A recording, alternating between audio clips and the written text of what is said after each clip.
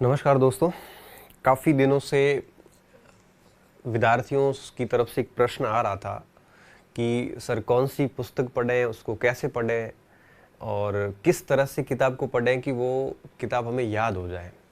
तो बहुत सारे विद्यार्थियों के मन मस्तिष्क में प्रश्न विचरण करता है कि किसी भी पुस्तक को याद कैसे करें। बहुत सारे ऐसे विद्यार्थी हैं जो कहते हैं कि सर पढ़ना स्टार्ट कर देते हैं और उसके बाद में वापस भूल जाते हैं, उसको नोट्स करें कि नहीं करें। तो आज मेरे दिमाग में आया कि उस प्रश्न का एक समाधान किया जाए। तो उसी विषय को लेकर मैं आज ये वीडियो बना रहा हूँ, ये सेशन अपन ले रहे हैं। मुझे पूरा विश्वास है कि ये वीडियो आपके लिए बहुत ही कारगर सिद्ध होगा। इस वीडियो को कंप्लीट देखना, एक एक चीज़ मैं अच्छे से क्लियर करूँगा कि कौन सी पुस्तक पढ़नी है आपको और किस तरह से उसको पढ़ना है कि वो बढ़िया तरीके से याद हो जाए। पूरा वीडियो देखोगे तभी सारी चीज़ें समझ पाओगे। तो बात शुरू करने से पहले मैं एक चीज़ जो क्लियर करना चाहता हूँ वो ये कि कुछ पूर्व धारणाएं होती है हमारे मन मस्तिष्क में। पूर्व धारणा का मतलब ये होता है कि हम किसी के प्रति कोई धारणा रखते, जैसे हमने कह दिया कि ये आदमी गलत है, हम उसको जानते ही नहीं है, पहचानते ही नहीं, कभी उससे मिले ही नहीं है, फिर भी हमारी धारणा बन गई क्योंकि हमें किसी ने कहा है या हमने कहीं पढ़ा है ऐसा उसके बारे में, तो हमारी धारणा बन गई वो गलत है। अब वो कितना भी अच्छा है ना, तो भी हमारे मन में यही रहेगा कि वो गलत है। क्यों? क्योंकि हमने पूर्व धारणा बना ली उसके बारे में ऐसी। तो बहुत सारी ऐसी पूर्व धारणाएं पुस्तकों के बारे में हमें बनी हुई, उन पूर्व धारणाओं को हटाना बहुत ज़रूरी है। वो पूर्व धारणाएं हटेगी, उसके बाद ही बाकी सारी चीज़ें होगी। तो कौन सी ऐसी पूर्व धारणा जो मैं चाहूँगा कि आप पहले वो पूर्व धारणा हटाएं, उसके बाद में मैं पॉइंट पे आता हूँ। सबसे पहली धारणा ये बनी हुई होती है कि कोई भी पुस्तक लो आप, चाहे कोई भी मार्केट में कोई किताब लाते हैं तो कोई भी पुस्तक खराब नहीं होती। हम कहते हैं ना कि ये किताब बढ़िया है, ये किताब खराब है। कोई भी किताब खराब नहीं होती, क्योंकि जब भी कोई लेखक किताब लिखता है तो अपनी पूरी ताकत उसमें लगाता है, अपनी पूरी जान झोंकता है। कोई भी लेखक अपनी किताब खराब लिखना नहीं चाहता, वो अपने नाम अपनी फेम खराब नहीं करना चाहता। वो अपने पूरा प्रयास करता है कि वो बेहतर से बेहतर किताब बनाए। फिर अपन उसको खराब कैसे कह सकते हैं?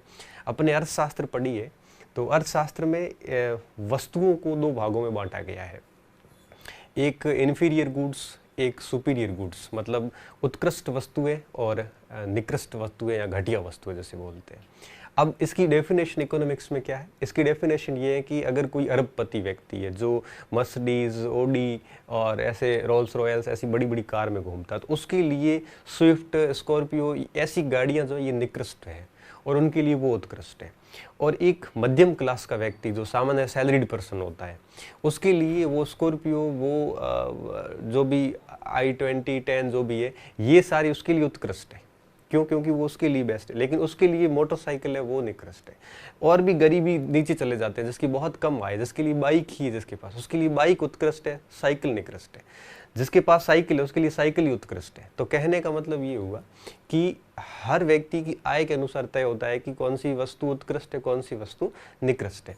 तो उस हिसाब से अगर अपन इस बात को यहाँ पे लागू करें तो एक लेवल के अनुसार हम कह सकते हैं कि कोई आईएएस के लेवल की बुक्स नहीं होती, कोई आरपीएससी के लेवल की नहीं है, कोई पटवार के लेवल की है तो वो उससे ऊपर के लेवल की नहीं है। तो इसको लेवल की अपन तुलना कर सकते हैं, लेकिन ये नहीं कह सकती कि किताब खराब है। तो सबसे पहली धारणा आपको ये हटानी होगी कि कोई भी पुस्तक खराब नहीं होती, पुस्तकें सारी अच्छी होती है। बस जिस परीक्षा की हम तैयारी कर रहे हैं उसके वो लेवल की है या नहीं है।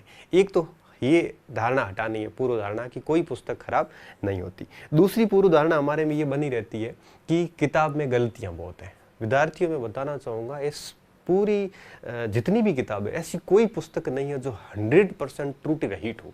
उसमें कहीं न कहीं कोई न कोई तथ्य गलत होगा, क्योंकि मनुष्य गलतियों का पुतला है, गलती कर लेता है। मनुष्य करेगा या फिर वो लेखक करेगा या टाइपिस्ट करेगा या प्रूफ रीडर कर लेता है, कहीं न कहीं मिस्टेक हो ही जाती है। ऐसी कोई पुस्तक नहीं है जो 100% त्रुटि रहित हो, ऐसा कोई दावा भी नहीं कर सकता। होता यूँ है कि जैसे जैसे तथ्यों की गहराई में चले जाते हैं वैसे वैसे कुछ चीज़ें बदल जाती है। तो कहने का मतलब ये होता है कि कोई भी पुस्तक है वो त्रुटि रहित नहीं होती। हाँ, छोटी मोटी गलतियाँ सभी में रहती है, हमें उनको हमारी नज़र में आती है तो संशोधित कर लेनी चाहिए। और जैसे जैसे हमारा ज्ञान बढ़ेगा वैसे वैसे हम अपने आप ही संशोधित कर लेंगे। और ऐसी सामान्य 1-2 त्रुटियों के कारण, 10 त्रुटियों के कारण हम फेल नहीं होंगे। क्यों? क्योंकि ज़रूरी नहीं है कि जो 1-2 त्रुटियाँ रही है वही सवाल परीक्षाओं में आए, ऐसा कुछ नहीं होता। तो दूसरी धारणा ये निकालनी है कि कोई किताब गलत है। किताब गलत नहीं होती, छोटी-मोटी त्रुटियाँ किसी भूलवश रह जाती है। तीसरी धारणा हमारे दिमाग में ये बनी हुई है कि इस किताब से इतने सवाल आते, इससे इतने आते हैं। विद्यार्थियों, मैं एक और बात बता दूं, कोई भी पुस्तक ऐसी नहीं जिसमें 100% पेपर का प्रश्न वहाँ से आए, ऐसी कोई किताब नहीं होती। ठीक है, किसी में 80-90% सवाल आते हैं, तो किसी में 70 आते हैं, लो पूरे किसी से नहीं आते। ठीक है, किसी में 4 सवाल वो आ गए जो एक किताब में नहीं आए, जो उस किताब में आए वो उस किताब में नहीं आए, तो ऐसा चलता है। तो 70 से 90% का रेशियो हर पुस्तक से रहता है।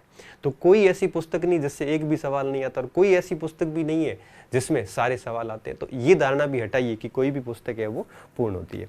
इसके अलावा बहुत सारी ऐसी पूर्व धारणाएं हमें नहीं रखनी है। तो सबसे पहली चीज़ है, ये सारी पूर्व धारणाएं आप हटाइए। और उसके बाद में देखो, मैं एक और चीज़ बता देता हूँ कि एक ही पुस्तक पढ़ के, एक ही पुस्तक 2 अलग अलग अभ्यर्थियों को दी जाए तो निश्चित रूप से फिर उनका टेस्ट लिया जाए तो डेफिनेटली दोनों बराबर नंबर नहीं लाएंगे, दोनों में डिफरेंस आएगा। क्यों आएगा? क्योंकि दोनों के पढ़ने के तरीके में डिफरेंस है। किताब सेम थी, तो कहने का मतलब ये होता है कि किताब खराब नहीं होती, किताब गलतियां से भरपूर ऐसा नहीं होता। हमारे पढ़ने के तरीके पे मैटर करता है कि हम उस किताब से कितना प्रतिफल निकाल पाते हैं। आज मुझे जहाँ तक याद आ रही, मैंने बहुत सारे एग्ज़ाम्स पास किए, 7-8 एग्ज़ाम्स तो राजस्थान के पास कर लिए, नौकरी वाले। तो जो किताबें मेरे पास है वैसी किताबें हजारों लाखों अभ्यर्थियों के पास भी है। तो फिर मैं पास हो गया और वही पुस्तकें पढ़ के उन्हीं पुस्तकों के साथ अधिकांश अभ्यर्थी फेल भी हो गए। तो यहाँ पे पुस्तक को दोष नहीं दे सकते हम। यहाँ पे दोष जो जाएगा वो सीधा विद्यार्थी के ऊपर ही जाएगा, उसके पढ़ने के तरीके के ऊपर जाएगा। इसलिए किताबों को दोष ना दें, हमें हमारे पढ़ने के तरीके को बदलना है। अब बात आती है कि हमें पढ़ना कैसे है पुस्तक को, ताकि हम उसका बेहतरीन तरीके से उपयोग कर सकें। एक छोटा सा एग्जाम्पल और दे देता हूँ। जैसे मान लो कि मेरे पास कोई इतिहास की एक किताब है, आपके पास भी वही किताब है, और वो 2 किताबें अपन लेके बैठते हैं निश्चित रूप से, तो डेफिनेटली मैं आपसे ज़्यादा नंबर लाऊंगा। क्यों? भले ही मैं ये कह रहा हूँ कि मैं फर्स्ट ईयर का स्टूडेंट हूँ और आप भी फर्स्ट ईयर के स्टूडेंट, या आप ज़्यादा लाओगे या मैं ज़्यादा लाऊंगा। तो कहने का मतलब ये हुआ कि दोनों की बौद्धिक क्षमता अलग है, दोनों के पढ़ने का तरीका अलग है, किताब सेम ही है। तो किताबों पे आप देखना कि आप के पास जो किताबें हैं वही किताबें उसी तैयारी करने वाले हर अभ्यर्थी के पास ऑलमोस्ट है। फिर भी आप देखना कि सिलेक्शन ऐसे कुछ विद्यार्थियों का होगा, अधिकांश विद्यार्थी फेल होंगे। जैसे रीट ही है, 31,000 पास होंगे, बाकी सारे फेल ही होने, लेकिन किताबें सारी सभी के पास सेम है। तो किताब को आखिर पढ़ना कैसे? तो देखो, यहाँ पे एक चीज़ और मैं बताना चाहूँगा कि जो पुस्तकें हैं ये पढ़ने के लिए छात्र का लेवल भी अलग अलग होता है। ये एक व्यक्तिगत बात होती है। जैसे कुछ विद्यार्थी बिल्कुल न्यू कमर्स होते हैं, मतलब न्यू कमर्स का मतलब ये हुआ कि जो बिल्कुल नए होते हैं इस कंपटीशन की फील्ड में, जिनको सब्जेक्ट के बारे में बहुत ज़्यादा नॉलेज नहीं होता, या यूँ कहिए कि उसने शुरू भी नहीं किया। कुछ ऐसे विद्यार्थी होते हैं जो बहुत ही मिडिल लेयर में होते हैं, जो ऐसे भी नहीं होते जिसको कुछ भी नहीं आता, और ऐसे भी नहीं होते जो बिल्कुल ही आपके स्किल्ड हो या दक्ष हो या बिल्कुल कंप्लीट कर चुके हो, सारा कोर्स है वो बढ़िया तरीके से कर चुके हो। तो 3 टाइप के स्टूडेंट मैं मानता हूँ। कुछ ऐसे होते हैं जो बहुत ही न्यू कमर्स होते हैं, जिन्होंने बिल्कुल कुछ तैयार नहीं किया है। कुछ ऐसे होते हैं जिनका सब कुछ तैयार है, बिल्कुल रेडी एकदम, और बस ये लोग इसलिए पढ़ रहे हैं कि वो अपना ज्ञान और एनरिच करें। ऐसे लोग कहीं लगे हुए होते हैं गवर्नमेंट में, या फिर लगने वाले ही होते हैं, बस अपने नॉलेज को और एनरिच करते हैं ताकि किसी बड़े एग्जाम को पास कर सके या अपने ज्ञान को और साउंड कर सके।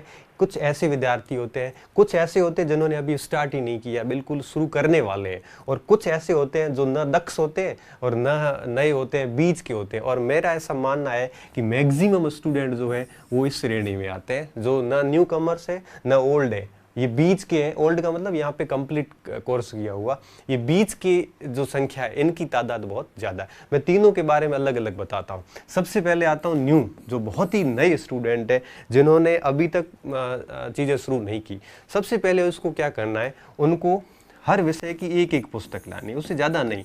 और बेहतर यही होता है कि आप माध्यमिक शिक्षा बोर्ड या एनसीईआरटी से स्टार्ट करोगे तो ज़्यादा फर्क पड़ेगा। क्यों? क्योंकि वहाँ पे आसान चीज़ें समझाई जाती है। तो इसलिए लोग एनसीईआरटी सजेस्ट करते हैं कि 6ठी से 12वीं तक की एनसीईआरटी अगर अपन करते हैं तो हमारा एक इतिहास, भूगोल, पॉलिटी, इकोनॉमिक्स, ये बेसिक सारा अच्छा हो जाता है। इसके बाद अपन अगर ऑथेंटिक बुक देखेंगे तो वो अपने को अच्छी तरीके से समझ में आ जाती है। तो ऐसे सामान्य चीज़ों से स्टार्ट करना चाहिए उसको। फिर करना क्या चाहिए, एक साथ मैक्सिमम एक साथ एक या 2 विषय लेने चाहिए, क्योंकि नए स्टूडेंट होते हैं तो उसके लिए एक विषय ही पर्याप्त है।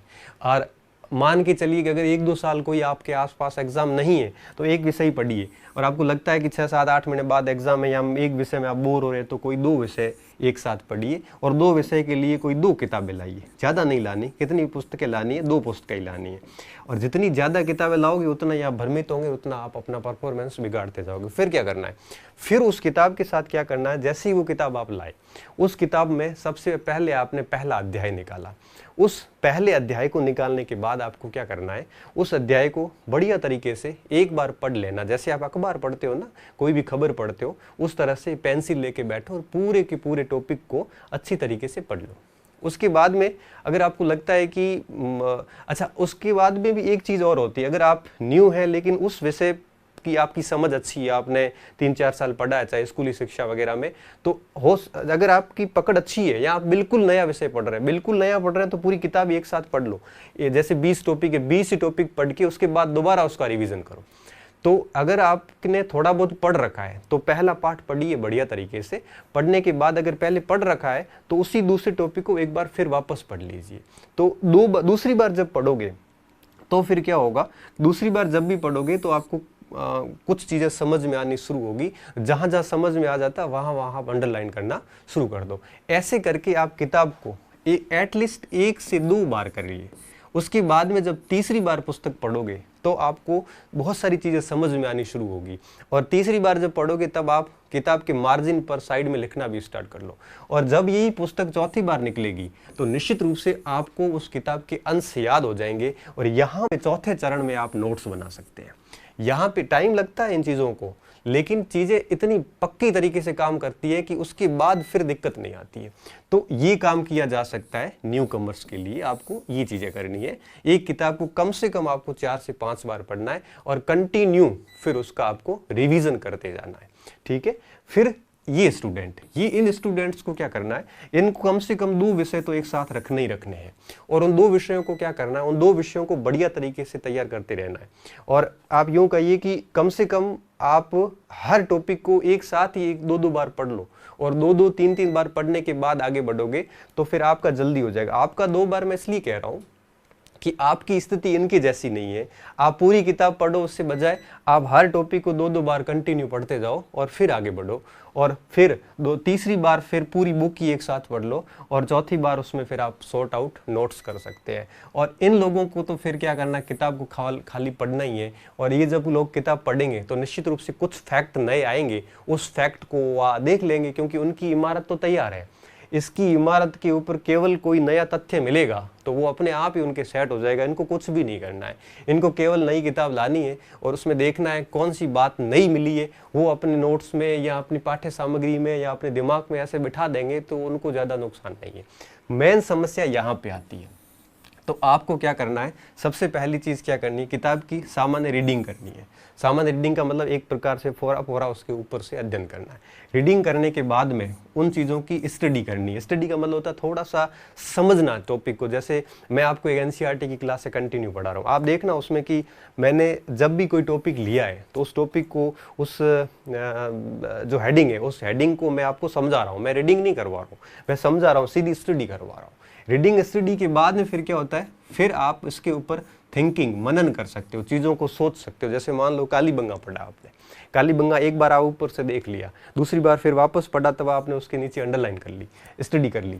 तीसरी बार जब पढ़ो तब उसके ऊपर सोचो, बुक बंद करके कालीबंगा के दिमाग में पूरा रिमाइंड करवाओ कि कब खोज हुई, कैसे खोज की गई, किसने की थी, इसके अंदर कौन कौन से प्रमाण मिले, इसकी क्या क्या विशेषताएं हैं, ये सारी चीज़ें आप दिमाग से सोचिए। जब आप ये सोचोगे तो बहुत सारी चीज़ें भूलोगे तो आप वापस चेक कीजिए। ऐसे आप तीसरे स्टेज पे मनन कीजिए। मनन करने के बाद में अगर आपके पास टाइम है तो आप रिटन अर्थात नोट्स भी बना सकते हैं शॉर्ट में। नोट्स हमेशा शॉर्ट में होते हैं। शॉर्ट में ऐसे नोट्स बना दो कि उस पुस्तक को वापस ना देखना पड़े, जैसे कालीबंगा में आपको लगा कि 30-40 पॉइंट है वो मेन है, वो सारे के सारे नोट कर दो ताकि वो किताब वापस ना पढ़नी पड़े। नोट्स का ये फायदा होता है कि जब आप दूसरी कोई नई किताब लाओगे तो उसमें से आपको जो नई बातें मिलेगी वो आप उस नोट्स में ऐड कर दोगे, तो फिर तीसरी कभी किताब और लाओगे तो फिर उसमें नोट्स को और ऐड करोगे, तो नोट्स बहुत बढ़िया तरीके से तैयार होते जाएंगे और अपना ज्ञान भी एनरिच होता जाता है। कई स्टूडेंट क्या करते हैं, स्टार्टिंग में नोट्स बनाना स्टार्ट करते हैं। ये सबसे गलत तरीका है। क्यों?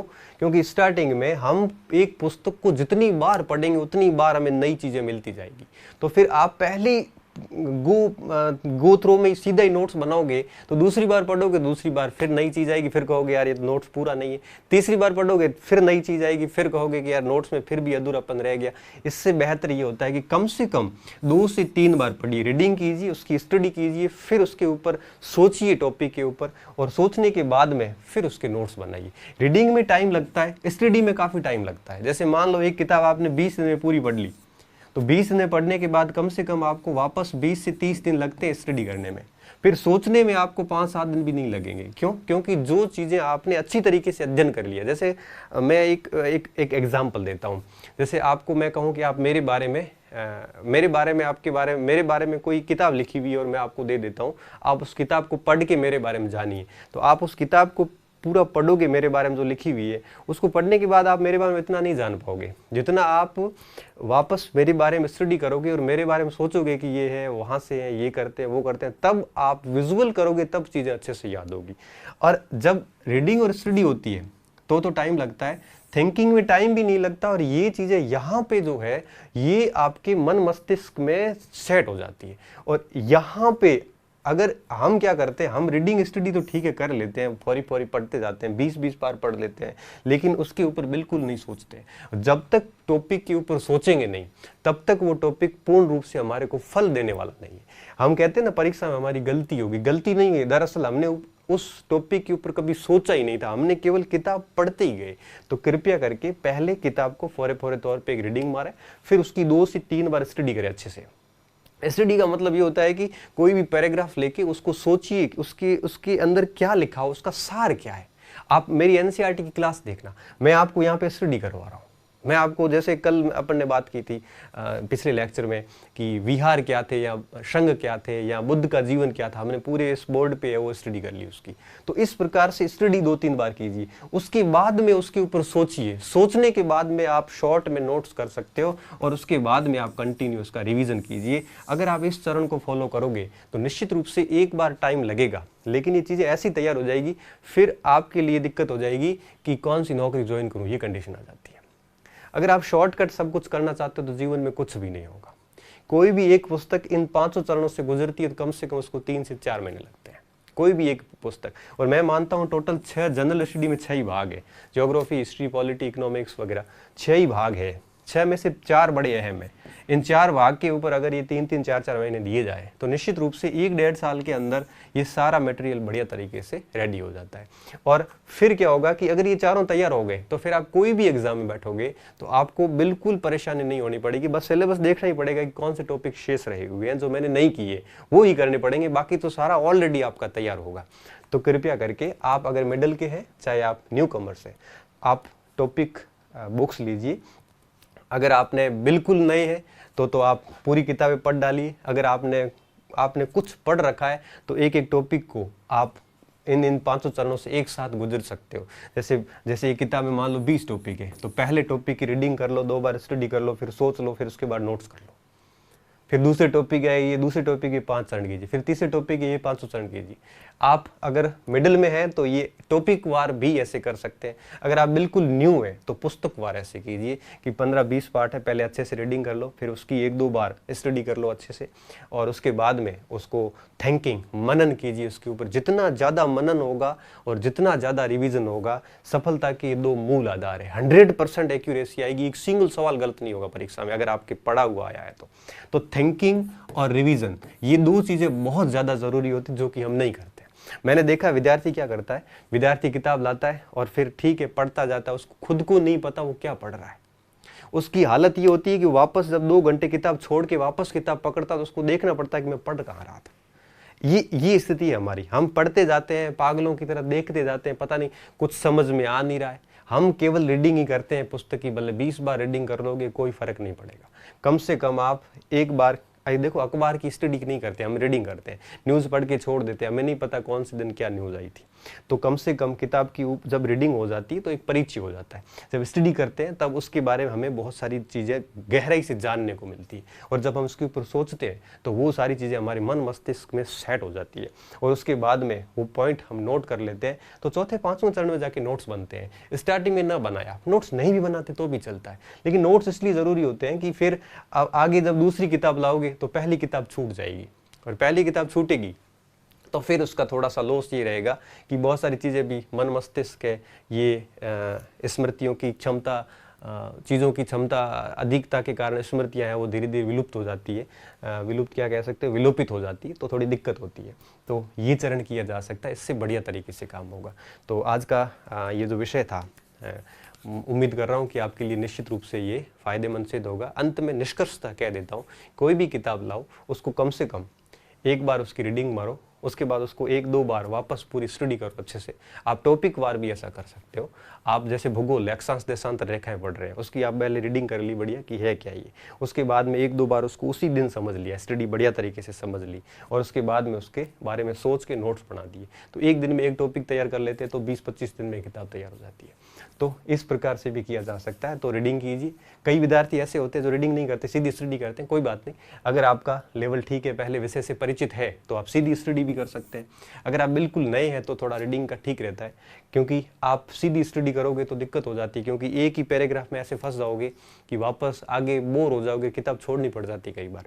तो रीडिंग कीजिए अच्छे से, फिर उसकी कम से कम 2 बार स्टडी कीजिए, तो 3 बार हो गया।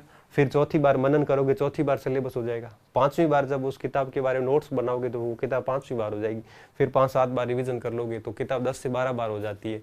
तो फिर उसमें कोई गलती की गुंजाइश नहीं रहती है। तो इस प्रकार से पढ़ना। यहाँ पे किताब से तात्पर्य गाइड से नहीं है, ऑथेंटिक लेखकों से है। तो इस प्रकार से किया जा सकता है। और अंत में चलते चलते बता दूं कि ये कैसे करना है। इसका अगर आपको प्रैक्टिकली डेमो देखना है तो आप मेरी कोई भी एनसीईआरटी की क्लास देख लेना। उसमें मैंने 7-8 लेक्चर लिए हैं टोटल। एनसीईआरटी 6ठी क्लास में 12 ही पार्ट है, जिसमें करीबन 15 या 17 वीडियो बनेंगे। उस 15-17 वीडियो को किसी स्टूडेंट ने नोट्स के रूप में लिखा है, तो आप देखना कि मुश्किल से 20 या 30 पेज होंगे। वही किताब जो 150 पेज की है उसको 20-30 पेज में मैंने नोट्स के रूप में लिखवा दिया। अब आप देखना कि वही 20 और 30 पेज मैं 100% दावे के साथ कह सकता हूँ कि उस टॉपिक से कोई सवाल आ गया तो उस 20-30 पेज से कभी बाहर नहीं जा सकता। और एनसीईआरटी ने जितना लिखा उससे 3 गुना ज़्यादा मैंने उसमें लिखवाया है। तो कहने का मतलब ये हुआ कि 20-30 पेज में हमने 6ठी की एनसीईआरटी समेट ली। अब वापस कभी वो एनसीईआरटी नहीं देखनी पड़ेगी। और ऐसे करते करते मैं 12वीं तक पूरी एनसीईआरटी जब करवाऊंगा तो मुश्किल से 1 रजिस्टर 1.5 रजिस्टर भरा जाएगा। उस पूरे 1.5 रजिस्टर में 12वीं तक की सारी एनसीईआरटी आ जाती है, और उसको फिर पता नहीं कितनी बार पढ़ा जाएगा, तो फिर वहां से कभी गलती की गुंजाइश नहीं रहती। तो वो आप प्रैक्टिकली डेमो देख सकते हो कि किस तरह से रीडिंग, स्टडी और मनन किया जा सकता है, नोट्स किस तरह से किए जा सकते हैं। ये चारों चीज़ें मैंने उस सारे पिछले लेक्चर्स में फॉलो की है, तो आप इसको फॉलो कर सकते हैं। बहुत बहुत धन्यवाद स्टूडेंट। मस्त रहिए, अच्छे रहिए और पढ़ते रहिए। और आपको जो कुछ पढ़ाई में बहुत सारी दिक्कत आती है तो आप वो मैसेज बॉक्स में डालते जाइए। जब भी जैसे टाइम मिलेगा वैसे वैसे मैं आपकी उन समस्याओं का समाधान करने का पूरा प्रयास जो है वो करूँगा। धन्यवाद।